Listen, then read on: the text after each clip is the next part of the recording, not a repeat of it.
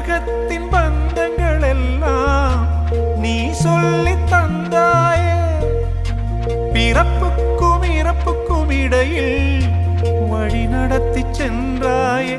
உனக்கே ஓர் தொட்டில் கட்டி நானே தாயாய் மாறிட வேண்டும்.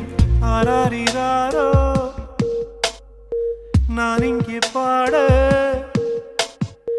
தாயே நீ கண்ணுறங்கு என்னோட மடி சாய்ந்து.